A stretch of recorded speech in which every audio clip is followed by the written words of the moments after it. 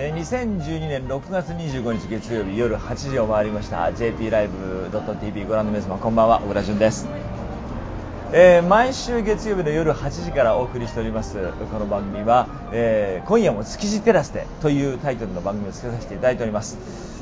ここはですね、東京中央区築地4丁目の交差点から歩いて30秒ぐらい、日比谷線の築地の駅からやはり歩いて1分ぐらいというとても便利な場所。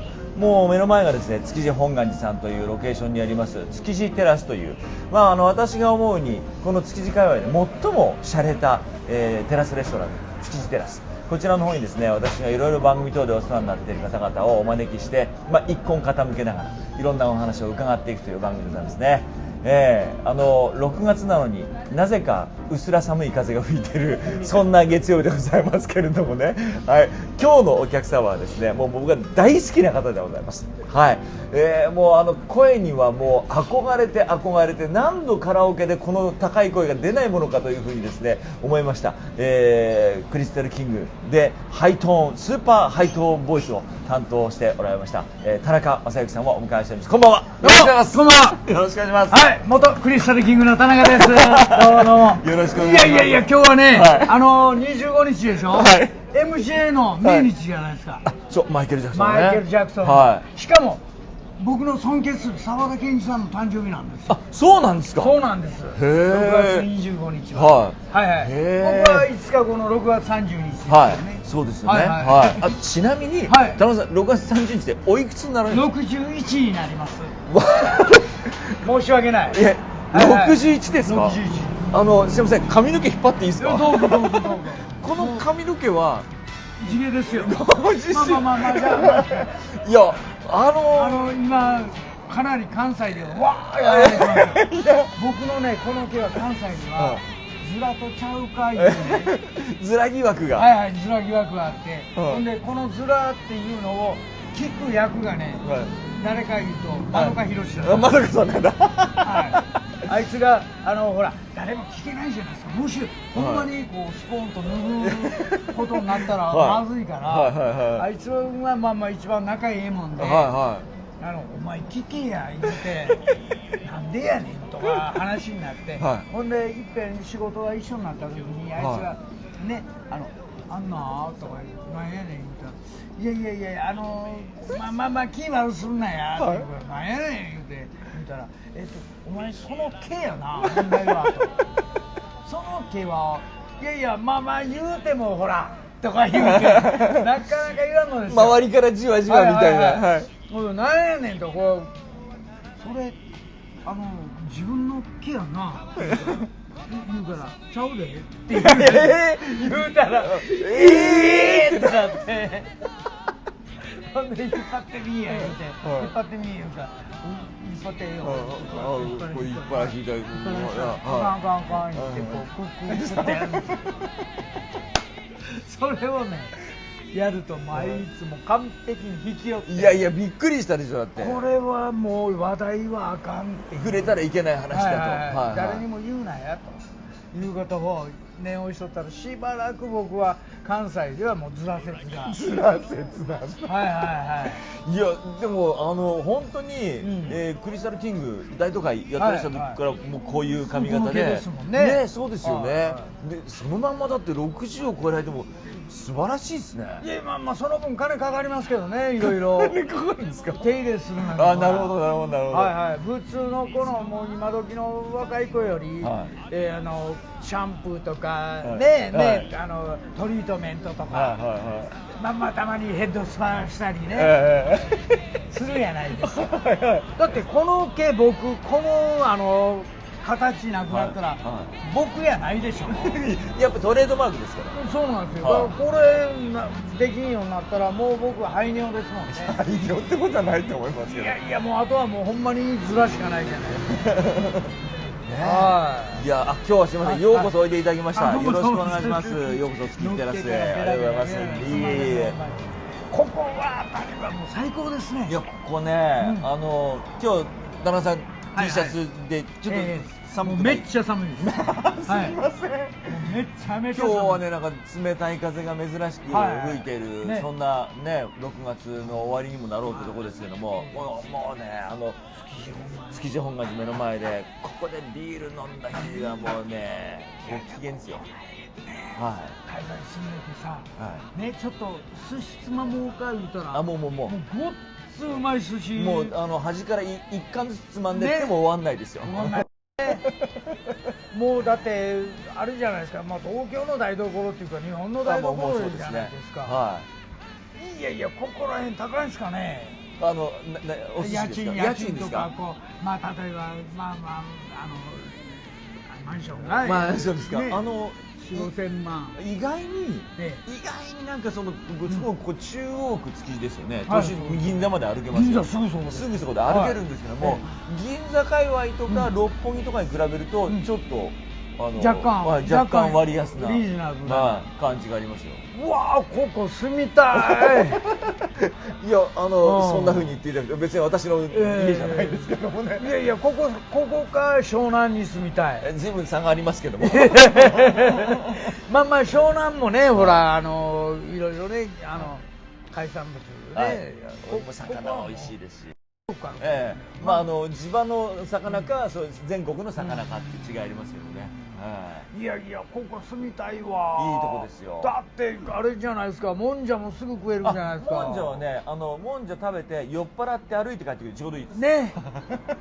いやここはほんでここでわけのわからんトークしてね。わけのわからんトークしてっていろいろ今日またお話伺っていきたいんでよろしくお願いします。よろしくお願いします。もう元クリスタルキングの田中さんっていうふうにご紹介させていただきましたけども、もうあれ1979年ですね。79年11月の21日、デビューですね。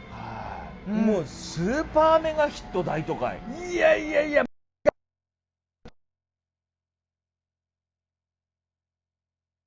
つながるセブンっていう僕がやってる番組においでいただいて、まあもうねそれでも20分ちょっとぐらいお話ししたんですけども、足りないわーって。足りへんで、今日も足りへんで。いや今日も伺っていきたいと思いますけども、もともと関西でもうバリバリ飛ばしてらした方じゃないですか。関西というかいや九州ですよ。ごめんなさい、九州でバリバリ飛ばしてたじゃないですか。バンバン飛ばしとったでしょ。そらもうここもすごかったですからね、みんな。もういわゆるここもいや僕ねそんなに頃ここのイメージがないんですけども、九州男児やから僕はもともと寡黙なんですよ。そうですか。誰も信じてくれないけど、すいません、あまり信じられないいやほんまに。でねやっぱ博多でもともと佐世保で出来上がったバンドなんですよ。こう時代に流されて、同じ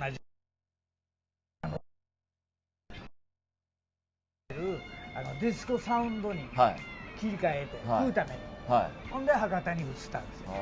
そしたらもうみんな下手くそじゃないですか。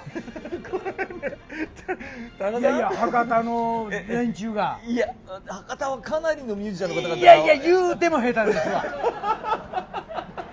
いやかななりのミュージシャンを輩出してるいやいやいやいや、言うても下手ですはい。ほんでそうですか。僕らがドーンと博多へ行ったら、はいすっげえバンド来たで言って、ええ俺らもうみんな見に来るわけですよ。はいはいはいもう俺らこうですよ。ほんまにピヨピヨ状態ですね。あこの程度でええのみたいな。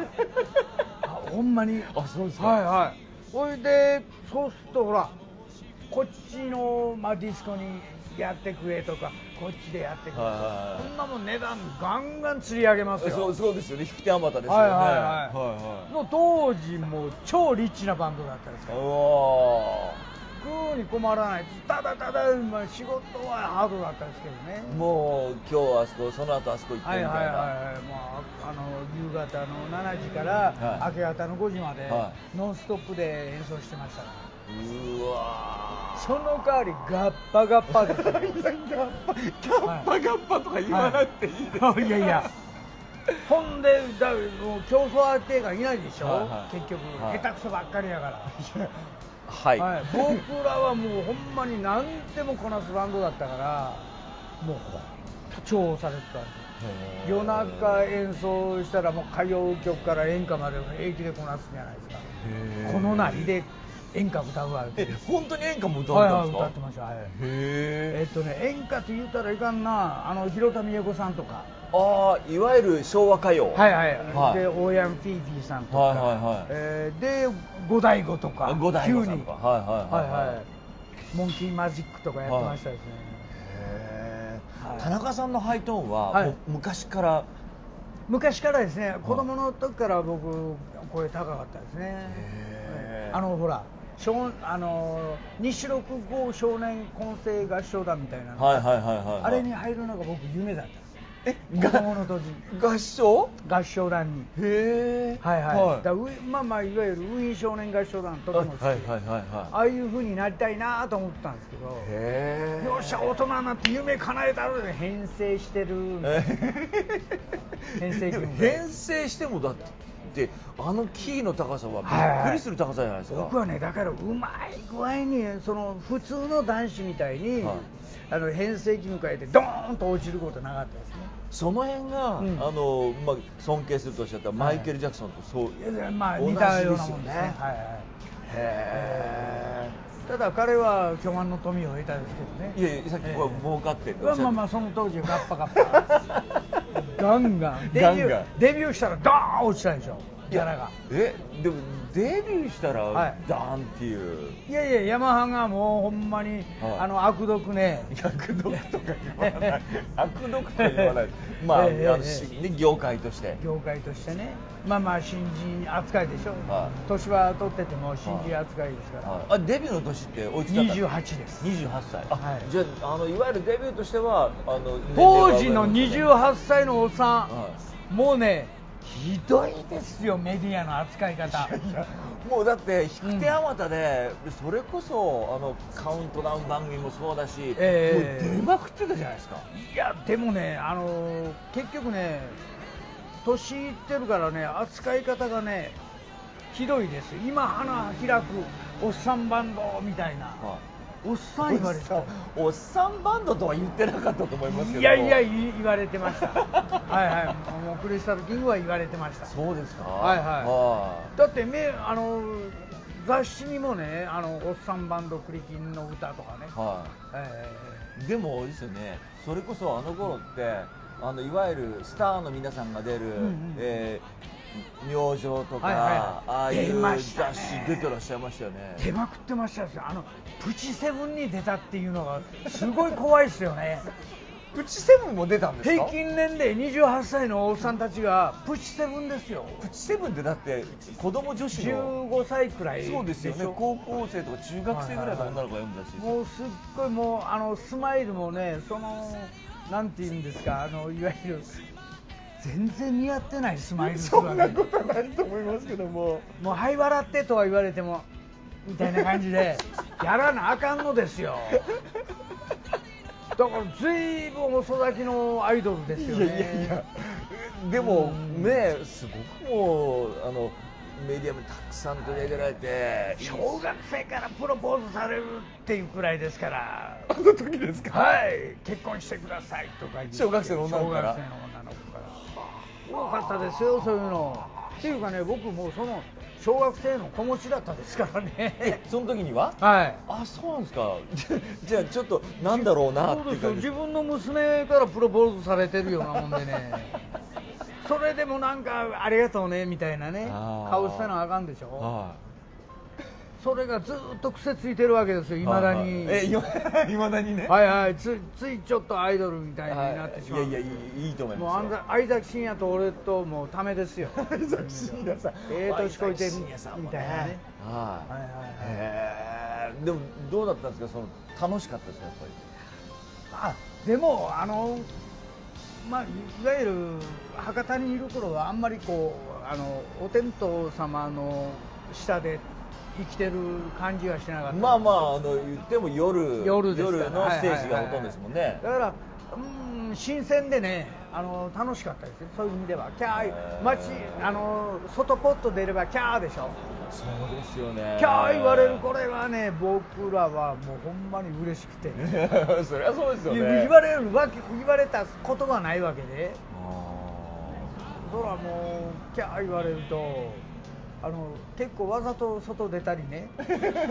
ちょっと試しに出てみるみたいな。そうどのくらいのあれかなみたいな感じ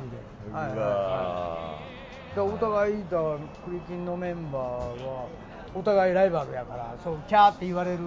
誰が一番キャーって言われるか。結構争ってましたですね。じゃあちょっと一人ずつ出てキャーの度合いを調べるかみたいな。そんなことしたんですか？そんなアホなことやってましたよ。楽しくて。すっごいブームでしたもんね。いやもうすごかったですね。すごかったけどあっという間だったですね。そんなことないんじゃないですか。1年持たなかったですね、キャーは。そうですか？はい。タノキン出てきてキャーがみんなあっち行ったんですよ。それクリキンからタノキンって何？クリキンからタノキン。それちょっと引っ掛ける方向は違うと思いますけど。ほんまですよ。いやその前にトノキンがいた。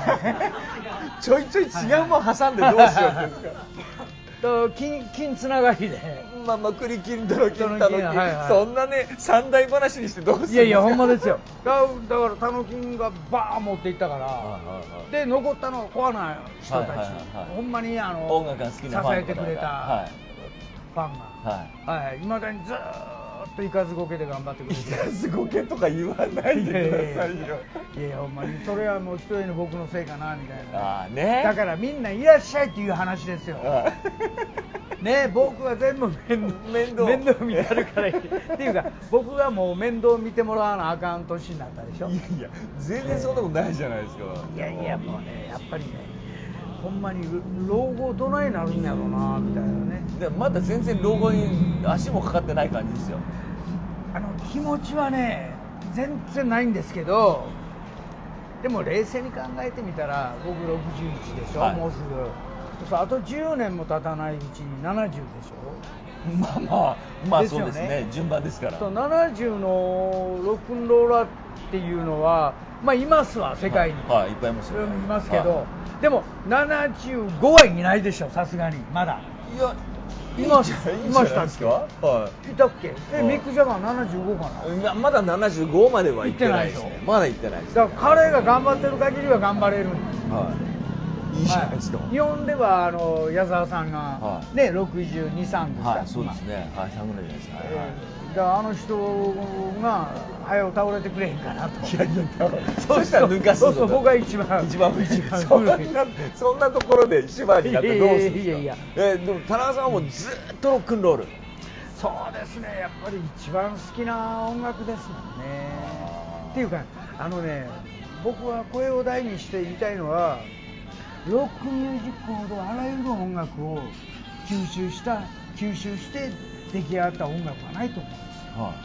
だからいわゆるソウルミュージックも、ゴスペルもクラシックもカントリーも全部集まってもう まるでブラックホールみたいにロックミュージックは全部吸い込んでほんでバーンと爆発したのがロックオンだからもうロックに勝る音楽はないって僕は思ってるもんで、だからもうずっとロックは続けたい。いいですね。はい、そう思ってます。ただもうロック言うたらもうなんかね、みんな大音響でギャーとかやるのがロックなんて思ってるバカがいっぱいいるわけじゃないですか。厳しい発言出ましたよ。だからもうそれだけはねやめてほしいなと思う。どうですか、最近の音楽シーンとかご覧になってて、田中さんどんな風に評価してらっしゃるんですか？だからそれはそれでいいんでしょうけど、いいんでしょうけど、まあ結局僕らからこう進化していったわけです。進化退化かなんかようわからへんけども、まあまあ変わっていったわけでしょ。だからそれはそれでよろしいと思うんで、ただ、俺のライブの時は、そういうことはもう許さへんぞと。ライブ実はうまいこと俺今振った今。あいた振っちゃったね今。大丈夫です。大丈夫ですか？はい。いただきました。6月27日、ね、今度の水曜日に、バースデースペシャルライブ。ああ、いいですね。もうね、来てもらったら分かります。とっても素敵な、空間作ります。いいですね。やっぱりこれロックな空間。ロックな空間です。っていうかね、僕そのものがロックなもんで、何やってもロックです。もうどう振る舞うとロックなんだ。ロックなんです。なるほどね。48を僕が歌ってもロックです。そうですか。I don't you とか歌っても僕はロック。しかもちょっと歌ってくれるところがいいな。それを知ってる俺も。そうですよね。前田敦子ちゃん可愛いしね。前田敦子推しですか？僕は投票は彼女です。投票するんですか、田中さん。AKB 投票したい方ですか？ただ僕太ってないし眼鏡かけてないから多分権利はないと思うんですけど。それ権利じゃないですから別に。そうですか。前田敦子推しですか？あの子はね、やっぱりね、オーラありますわ。ありますか？独特の。ありますか、やっぱり。テレビからこう来るもん。可愛いやんみたいな。いいなみたいな。僕はいいなと思いますよ。田中さんから前田敦子推しが出ると思わなかったですね。いや可愛いやんな。どう？今日ねギャラリーすごく多いんですよ。可愛いやんなって言われてみんなって一応うなずくっていう。いやこう普通の可愛さとまたちゃいますよ、可愛さは。そうですか。いや言うても不細ですよ。どっちなん？どう今可愛いっておっしゃいましたよ。不細可愛いじゃないですか。なるほどね。でその不細くせに可愛いこのなんでやねんってイラってくるこの可愛さ。突っ込みたくなるよね。で彼女はそれがありますよ。そうですか。はい。なんかね、なりで結構透明感あるじゃないですか。ね、なりで透明感ある。褒めてんだかけなしてんだかわかんないですけどね。いや褒めてますよ。もうアイドルしてないでしょ。そう意外にね。でももう確実にアイドルのオーラを出してるんですよ。あの辺がね、なんかその辺のギャップがね、アンバランス感がたまらんくらい可愛いなとは思います。いやただ僕の娘だったらちょっと一言二言説教はします。すいません。もし前田敦子さんが田中さんのお嬢さんだったらどんな説教するんですか？この世界厳しいから調子に乗っとったらあかんね。しっかり演技を勉強しなさい。歌は無理だから歌無理だから演技を勉強して生き残りなはれ。その方法としてね。みんなそうでしょ。昔のアイドルさんってみんな結局演技の方。そうですね。やっぱり女優さん系統に行って残る方が多いですよね。どう考えても歌じゃ残れないですもん。だって勉強もしてへんし、歌わされてるわけやから、自分が歌いたいわけじゃなくて、歌わされてとりあえず有名になっとけええわいみたいなノリでガーやって知らない間に超アイドルになってしまったっていうことですから、歌の勉強してないやつはもうここから先は無理です。そやからもう演技をこれから勉強しときゃ、みんながまあ可愛いからって、今のうちやでほんまに。今のうちやとか、今のうちここを上げとかないと。今が鍛え時。もう今は鍛え時ですね。なるほどね。もうすでに鍛えてねやってあるけど、すごいだからもう気になってしゃあないんですよ。誰がですか？いやいや、前田敦子さん卒業しよったでしょ。いやいや卒業らしいですね。卒業したんかい、あ、いたた一本立ちかみたいな。だったらちゃんとやらんとあかんで、おじさん心配やでみたいな。なんですか、そのプチプロデューサー状態になってますから、ね。そうなんです。僕はもしね、この業界に力があったらね、きっちりもう演技の勉強させますね。もうこれ演技の勉強さあかんねと。あかん、もうちゃんとやらなあかんねと。はい。田中さんから前田敦子さんの名前出ると思いませんでしたよ。そうですか。ええ、それは意外なことを言うてしまいました。いやびっくりしました。このギャップ感っていけるよね。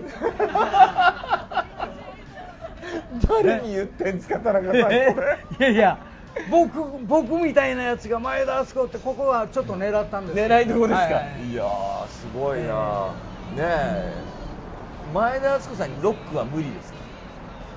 いや、彼女らが結局こういい素材ってね、みんなね、歌謡曲とか演歌行っちゃうんですよ。ほんでロック歌うやつはもともとこのロックミュージックをみんな解釈を誤解してるから、どうでもええやつがロックを歌いよるんですよ。それやから腹立つわけですよ。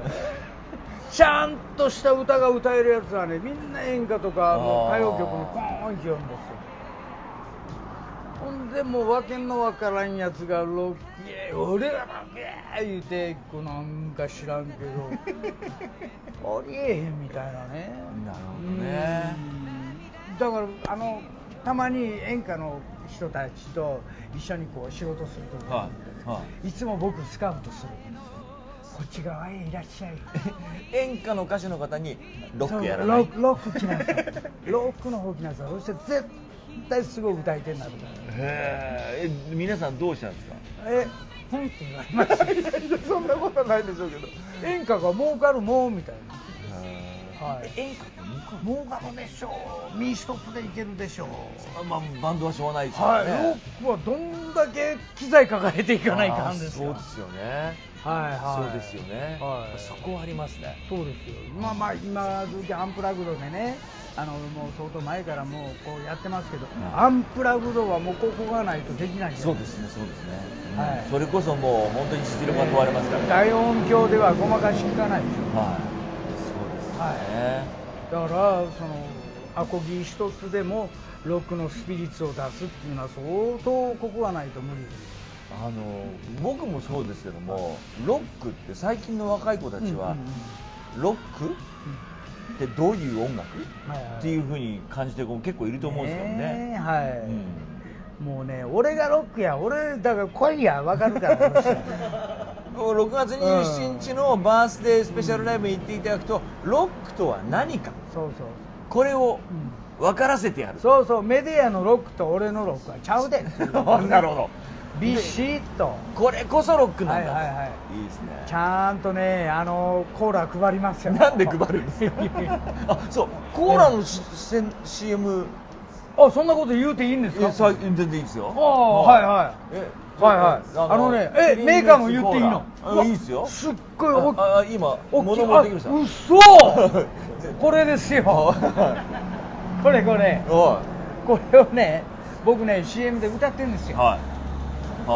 歌ってるとガナリとナレーションですね。ナレーションガーンってこれがねやったら売れててね、これうまいんですよね。美味しいんですよ。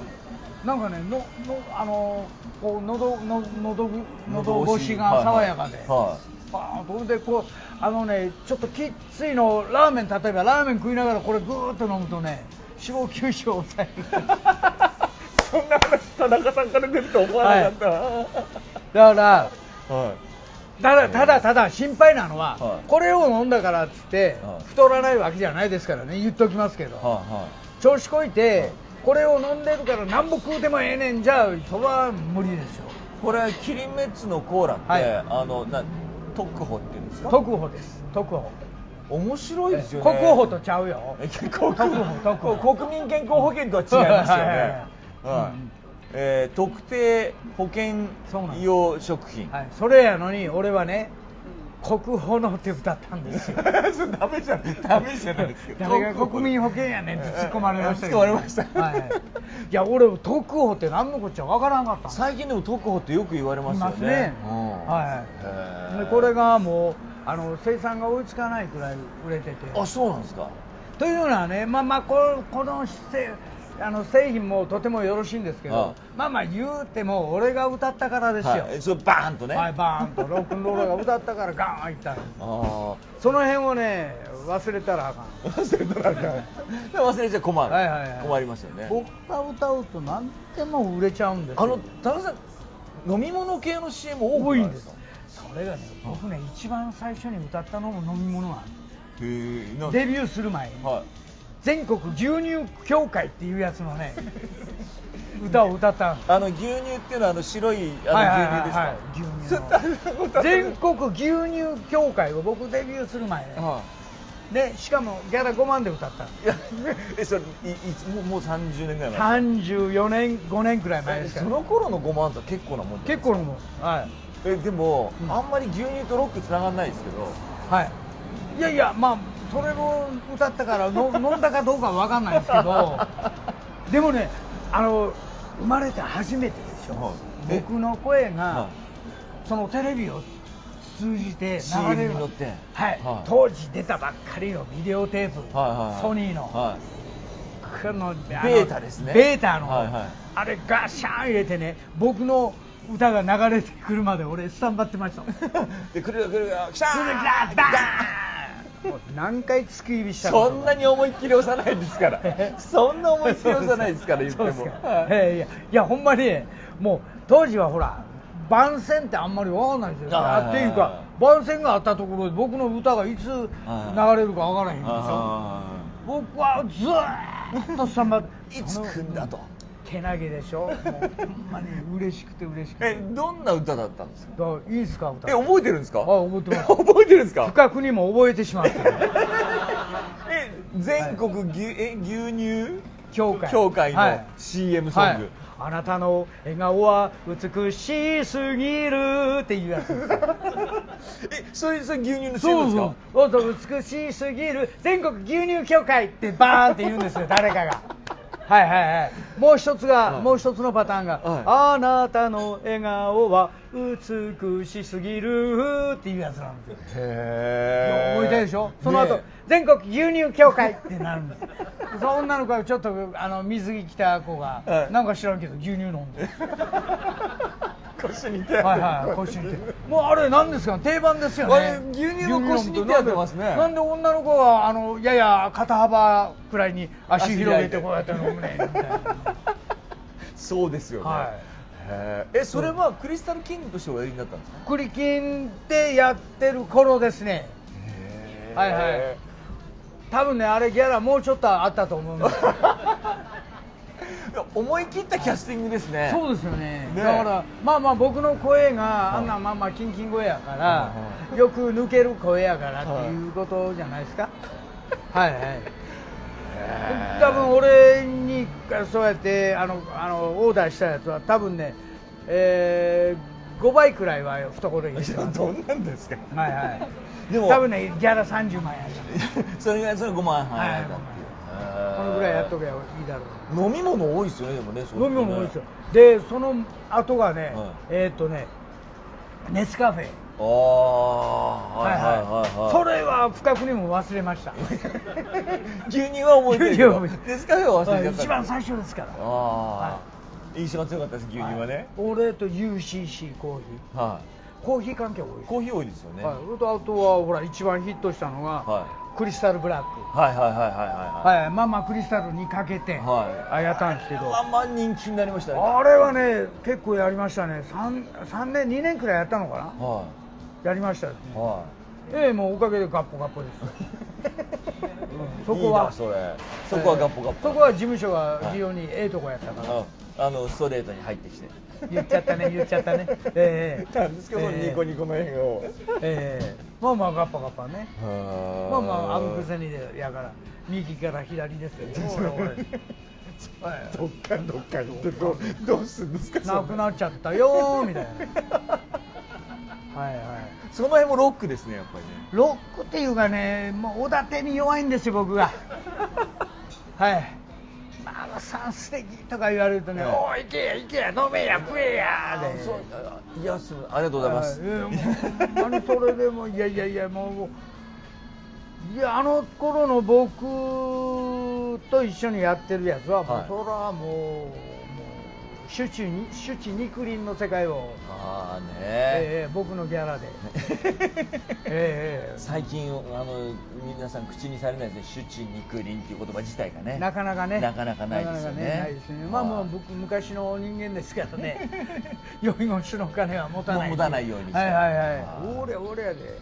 その頃マモさん来とったやつみんないなくなりました。はいはい。見事なくらい。はあ、ありますね。そらもう誕生日や言うと「おおか」言うて「ガーなんか買えや」言うてわーやってましたよ。そうですか。はいはい。もうみんな去りました。いやいや、はい、そんなことはないと思いますけども。いやほんまに。はい。でもクリスタルキングをお辞めになった後に、アニメの歌をかなり。アニメもね、かなり歌いましたですよ。そうですよね。一番最初、クリスタルキングの頃は、愛を取り戻せ歌ったんですよ。で、やめて、ソロになった時は、まず一番最初に来たの、ウルトラマンガイア。はいはいはいはい。これは元気の出る歌ですよ。はい。ギリギリまで頑張ってですもん。はい。なんですよそのギリギリまで頑張って、ギリギリまで踏ん張ってですから。どんだけ頑張ってんねんって歌って。どうにもこうにもならんときはウルトラマン呼びなはれって歌ですから。今こういう曲流れてる。流れて、この曲ですよ。ギリギリまで頑張ってね。もうまさに俺はいつもギリギリまでですから。はい、頑張りすぎてね、もうほんまに大変ですからね。いや、もういわゆる我々の子供世代とかですね、本当に田中さんっていうとそういう風な曲を思い浮かべます、ね。声が派手やから合うのかな、そういうのはね。いやもうパーンっていう声してらっしゃいますから。いやもうその後仮面ライダー君は、もう歌ってたでしょ。これがまあ小田切城ですよ、今や。そうか。あいつ主演です。僕と関わったやつはみんな出世しよう。いいじゃないですか。俺はずーっと停滞ですよ。そんなことはないと思いますけども。バイブ戦線か俺。なんで自分でそこちょいちょい突っ込むんですか。いやほんまに。いやそらね、仮面ライダーとかああいうのを歌ってて、いわゆる戦隊ものをずっと歌わされたっていうか、歌った、でそういうほらアニメ戦隊先輩とか仲間いるじゃないですか。そのイベントがあるじゃないですか。これすごいっすよ。そこに集まってくるオーディエンス、俺たちより歌詞知ってるもん。すいません、それは田中さんどうでしょう。田中さん知っててもらわないと歌詞は。そやからね、もう全部フルで歌えちゃう。やばって思う時あるんですよ。こう歌詞間違いそうな、そういう時はパッて向けるんです。みんな歌いよるんですよ。もう黙っててもずっと全部歌いよるんですよ。今日調子悪いなと思って最初例えばギリギリまで頑張って、もう俺頑張ってるし、あとバーン全部最後まで歌いよる。でサンキューサンキュー言うて去っていくんですよ。うわーガパーですよ。一時ガパーってくるのがいいですね。いや全体ほんでコスチュームもね、なんかそんな感じで着よるでしょ。もう異様な世界っていうか、とても素敵な世界で、もうとてもいわゆる集中的なマニアの方多いですからね。マニアもうどうこしすぎ。もうすごい。もうね、だって出演者が十何人が、十何通りがあるわけ。そうですね。で興味ある歌はやったら覚えますよ。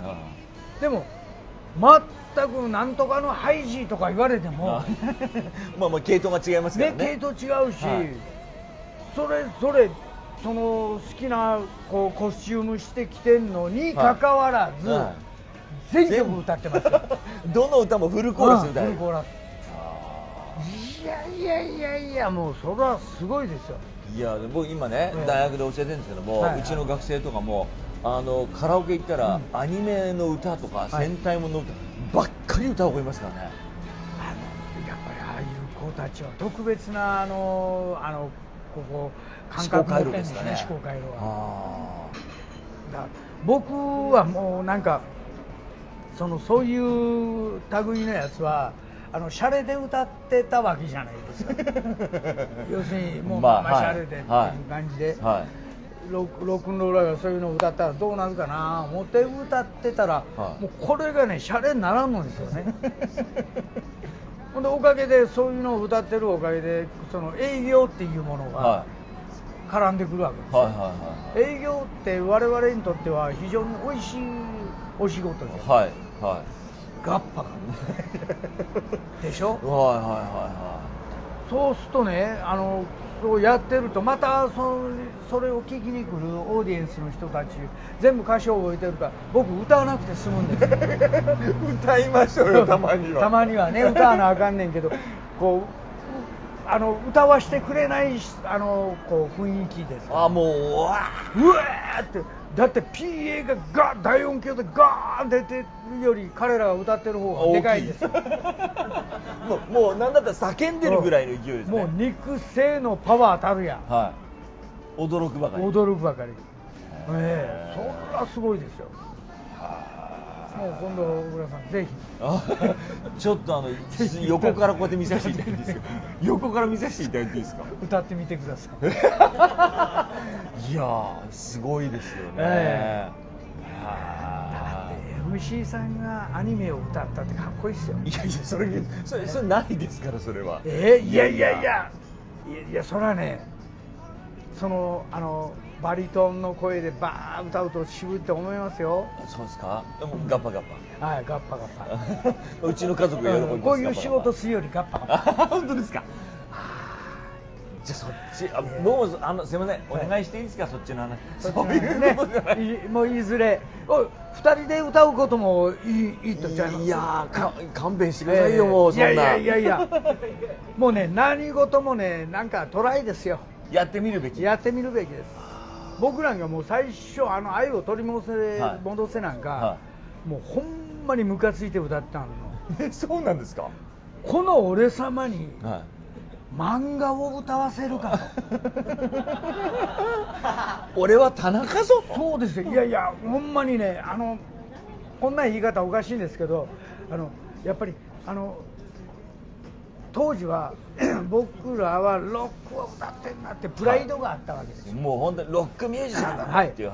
そやのに漫画を歌わせやがってというやつで、ほんで単行本をね3冊ぐらいくれるんですよ。こんな漫画ですよ。こんな漫画ですよ。イメージこうやって、ほんでこう見ても僕はだから北斗の拳っていうのに対してあんまり格闘技系は好きじゃなかったので。そうなんですか。もうね僕らの下の世代ですよね。もう大変なもんですからね。それでレコーディングスタジオ入って歌詞もメンバーが書いたでしょ。また詩がもうわけわかんないでしょ。そんなことない。愛が空から落ちてくるってわかりません。僕には理解できません。You are shock. You are shock やったらわかります。You are がひらがなの歯なんですよ。You はショックです。わかりません。そんなんわかんないやつは僕歌いませんみたいな状態だったんです。それが曲なんですね。そうなんです。You are shock ってごっつやけくそで歌ってるでしょ。いやもうすごいパワフルで。You are shock って俺がショックじゃボケーみたいな。どんな歌い方なんですか。だから歌詞もこうですよ僕。こう持ってマイクここあってこんなやって歌ってたんですよ。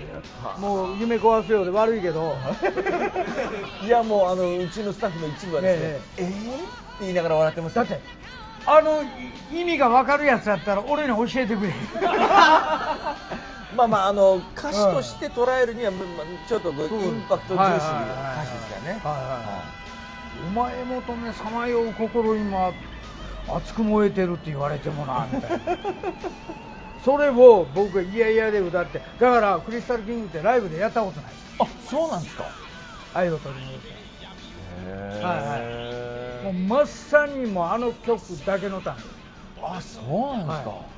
だからクリスタルキングでやってる時はやったことないっていうか、僕が歌いたくなかったもんでもし歌わせたら何してかすかわからんぞみたいな、もうちょっと切れるぞみたいな。やったことないです。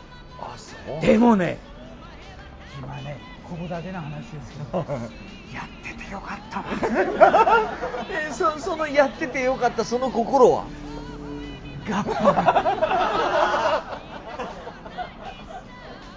やっぱ来ました。はい。いやね、だってもうあれ27、8年前の曲です。そうですね、そうですね、本当そうですね。それが今やその曲のむしろ大都会よりももうその印税では追い抜いてますから。そうなんですか。はい。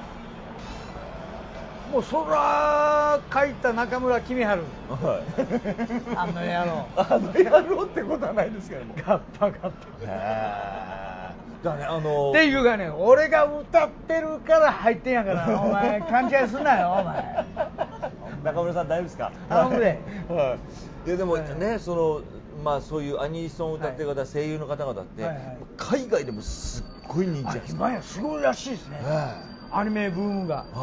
だからもう行ったろかと思って俺。いやいや、ありじゃないですか。もうそんなもう喜んで歌わせていただきますありがとうございます。もうそら喜んで歌いますね。もうクリキンで歌えなかった分を取り戻すがごとくここに来てもう恩もあだで返すような歌い方。いやどんな返し方ですか。田中さんは、そのご自身の喉は、ケアはよくされてるんですか。ケアなんかしませんっていうか僕ほら喉やっちゃったでしょ。そうなんですよ。田中さんボールぶつけて、野球やってて、ボールぶつけたっていう話で。ボールぶつけてもう全くどうだろう、もう20年近くなんのかな、出ないんですよ、当時の声は。ハイトーンが、ハイトーンが出なくなっちゃう。スーパーハイトーンが、これがね、もうずーっと悩んでてね。だって野球って別に野球選手じゃないですよね。いやいや、野球選手すみません、よくわからないです。プロ野球選手。いや、プロ野球じゃないと思います。草野球じゃないですか、それ。いや、スタッフっていうね、野球チームの、僕はもうほんまに4番サードです。4番サード。長嶋さん的なポジションですね。年俸そうですね、3000円くらい。なんでそれプロ野球なんですか。それは趣味としてお仲間とやってらして。もうね、僕この世界を辞めて九州帰ったじゃないですか。それはなんで帰ったかいうと、野球やりたかったから。そんなに野球好きなんですか。大好き。もう野球はね、ちょっと僕DNA ベイスターズね、監督の中畑さんが監督しよったでしょ。俺んとこ来いやと。何がですか。監督養成ベイスターズ俺の監督今回ともう一発で強くしたるから中畑さんダメですか。いやもうね、明るくて非常にいいですよ。いいですよね。野球は本来ああじゃないと、明るくて、そう言ってもう燃えろ清じゃないけど、もうごっつも喜怒哀楽すごいじゃない。いや、あれじゃないとあかんのですよ。ただただ重なりました今。野球を知らん。いや、言っても中畑清ってかなりジャイアンツでもいい選手でしたよ。いい選手、はい、いい選手ほどね野球を知らない。だって自分がやれば済むことやから。まあそうですよね、はいはい、プレーヤーと監督で違います。まあ言うても知ってますよ、はい、ただ僕が監督になった暁には5年後優勝です。そんなですか。はい。DNA ですよ。くらい僕はね野球詳しいです。大好き。はい、大好きです。はいはい。そのために喉の1個や2個いいですか、はい、田中さんのクリスタルボイスですよ、言ってももったいない。いやでもほんまにアホやなと思いましたね。ボールぶつかったんですか。はい。だってもうサードですよ、背番号3ですよ。そらサードゴロ来ましたよ、取り行きますよ、ガーンと、はい、イレギュラーガーングワフェーンですよ。もう僕サードに取ってファーストに投げるまでのこのポーズはもう長嶋さんですから。この指先がね、ここですね、こう分かる、ここ一番大事なとこやで。ここはちょっと震えます。ちょっと震えるとこですね。震えます。ずーっと取って投げますみたいな。もう長嶋さんですね。もうここまでイメージできとったのにボールがガーン来よったの。アウトです。打者はアウトの線で俺の声がアウトです。そういうボケじゃないと思いますよ。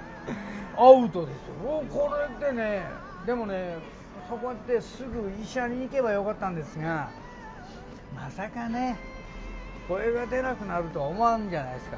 たかが野球。それよりゴーン当たったけど野球の方が先やみたいな。試合終わってへんしみたいな。はい。こうしたら出なくなって結局うわってなもんで、20年間。へえ。はい、だから今もだから声は出ないですよ。スーパーハイトーンは。はいはい、声は出ないですけど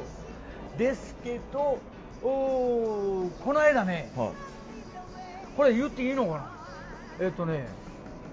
そういうメンタル、はい、メンタルのことを、はい、こんな僕ですけど意外とナイブなやつ。ここまで喋っといてナイブ発言されてもな、ものすごくナイブな性格の持ち主なもんで、はい、まあこんなん喋っとってもね、はい、実は声が出ないことが、はい、っていうかね、歌うことがとても嫌でね、はい、もう鬱陶しかった。逆に引っかかってたんですね。はいはい、っていうか自分のために今まで歌ったことないもんで、子供の時から、はい、僕が歌うとみんなが喜ぶんで、はい、で人のために全部やってた、はい、歌ってたでしょ、はい、でクリスタルキングの頃は僕が歌えば、メンバーガッパガッパやからはいはい、そういう思いでこう歌ったんですよ、はい、そうするとね、もう仕事してこうライブ、例えばこのライブ、はい、近づいてきました、はい、もう鬱陶しくてしょうがない。あ、そうなんですか。もうやりたくない。気持ち的にもう、はい、もう全然モチベーションもう全然ドーン下がってるから、はい、もう歌うざいなっていうのがずーっとあったんですよ、はい、だけどほら僕が頑張らんとあかんじゃん、はい、そうですっていうのがもうずっと生まれてからずっとですよね。僕は歌えばおふくろ喜ぶし、はいはいはい、ずーっとだったんですよ。で声は出えへん。それでもやっぱり歌わなあかん。もう鬱陶しいで、この間倉本天外さんっていう方がいらっしゃるんですけど、で彼がメンタルをいわゆる変えてくれたんです。カウンセリングみたいな。カウンセリングを。ほんでそういう人は分かるんでしょうね、僕が上面で元気っていうのが。ああ、なるほどね。今は心底元気やで俺今はもう本物の元気やけども、はいはいはい、今までは偽物の元気だったんですけど、この間お会いした時はね、はい、もう全くもう、はい、時、正直な話も嫌やなと思った。あ、本当ですか。はいはい。ところがもう仕事で僕ら慣れてるじゃない、もうこういう仕事をボンともう言ったらもうオラーみたいになるんです、だけど実はもう嫌で言ってしょうがない。でそれを倉本天外さんという方がメンタルを根こそぎ変えてくれた、結局俺は人のために歌ってたんやっていうことを気づかせてくれた、いろいろ話しながら、ほんで自分のためにもう歌ってもええんやないの、自分のために生きててもいいんじゃないのっていうふうに言われましてですね、ほんまやと、ほんでもう180度考え方が変わった。もうなんかこう溜まってた蓋がパーンと、もうね生きてるっていうか、なんていうか、こう歌うことがね楽しみで楽しみで、そうやって帰られてからまだ1回もステージ上がってないんですよ。じゃあこれが最初なんです。メンタルがカーンと変わってからこれが初のステージですよ。初のステージ。じゃあある意味本当にバースデースペシャルじゃないですか。そうなんです。僕は生まれ変わりのもうスタートのいいじゃないですか。どうだいでこれをほらやるためにリハやるじゃないですか、でこの間リハやったんですよ、もうねなんと楽しいんだっていう。だからもう誰のためじゃない、もう俺のためだけ歌ってるっていうか、そうすると楽しくてだから今も毎日が楽しい。そうですか。そうなんです。いいですね。だからこうやってお会いすることがもう楽しくてしょうがなかった。いやー嬉しい、ありがとうございます。いやほんまですよ。だからもうこんなん喋ってる僕がもうとても素敵に思える。すごい。もう俺ほどええ男はおらんのちゃうが。もう気持ち的にね。もう俺よりええ男を歌う、もうこれ連れてこんかいみたいな。連れてこいや、ほんまやねみたいな。なんでちょっとさんまさんみたいなノリなんですか。ほんまにそういう感じになるんですよ今。もう本当だから。じゃあ今一番いいですね。いやね、ほんまに申し訳ない。もう俺ほんと楽しい人生を感じてるの、ほんまに皆さんごめんねっていう感じ。じゃあこのバースデーライブではその楽しい思いを皆さんにこうそうです見せてくれる。だからロックの真髄、もうほんまの真髄を教えたる。うわいいですね。これは行かないと。もう楽しいで、ほんまにごめんね、ほんまに俺だけ楽しくてほんま。6月27日水曜日ね。すげえなこれ、なんかメッツの CM みたいだねこれ。そうだよ。ほんまや。でね。これを当然ステージドリンクしますので。そうなんですか。ガー飲んでガフってやるよね。歌いながらバラード歌いながらシーンってなってんのにガーって飲んでガフって歌いながらバラードとても素敵だと思いません？なんでそれガフなんですか？いやもうこの炭酸効いてるやつをね一気飲みしてガフ。なかなかいないですよ。それもロックですね。ロックです。楽しいですよ。田中さんあれですね、もう今度61歳になりますけども、まだまだロック。もう死ぬまでロックですよ。死ぬまでロック。もうこれ欠かせない。もうやりようがないですもんね。今更演歌歌って知らない歌わないと思いますけども。演歌歌わしても俺はちょいちびですけど。田中さんの演歌ちょっと聞きたい気もしますけど、聞きたいでしょ。おいで歌ったるから。いやこの日ロックですよね。その後2次会おいで。すいません、二次会があるんですかこれ。いやないんですけど。いやもう今や何でも歌いたいですよね。でも歌うの楽しくて。そうですね。だから僕が演歌歌っても結局ロックなんですよ。なるほどね。そうなんですよ。僕存在そのものがロックですから。なかなか今のかっこいいで。メモっとけや。皆さんメモっていただけますか。メモっといて。ロックはね、なんだろう、ほら、まあ見かけも大事ですけど、結局ここの中の思想的なもんじゃないですか、ロックって、じゃあロックってなんやねんって言われると、どういうかっていうと、僕の場合は愛と平和なんです。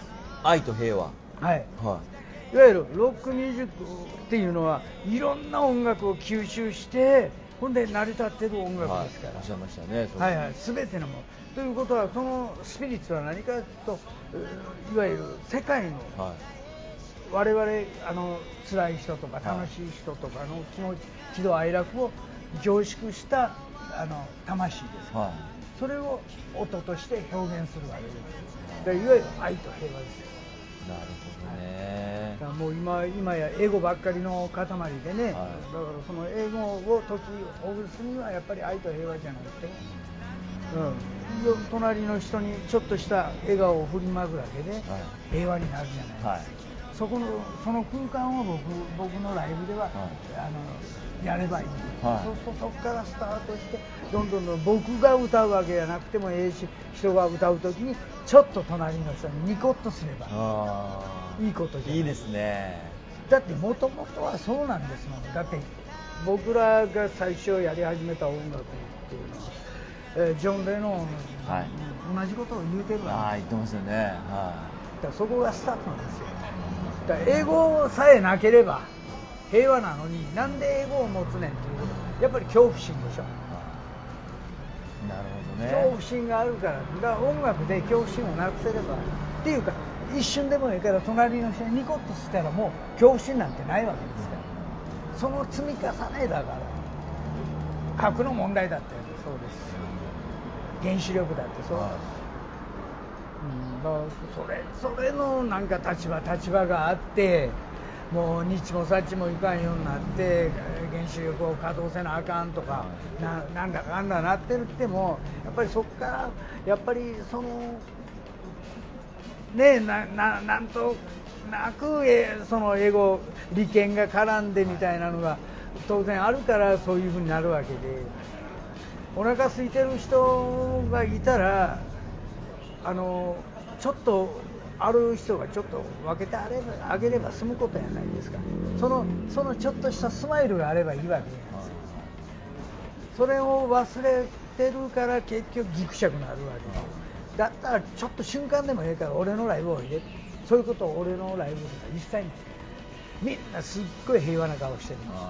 ニコニコしてますから、ぜひその感受をつかんで、家帰ったらね、クソ女房にニコッとしてあげればいいし、ね、クソ旦那にニコッとしてあげればいいし、そのちょっとした瞬間から癖になったらどんどんこう広がっていくんちゃうかなって。僕はそのきっかけを伝えるだけの仕事ですから、そういう思いでねロックをやってるんですよ。だから死ねないんです、世の中が続く限りは。なるほどね、歌い続けなきゃダメ。歌い続けるしかない。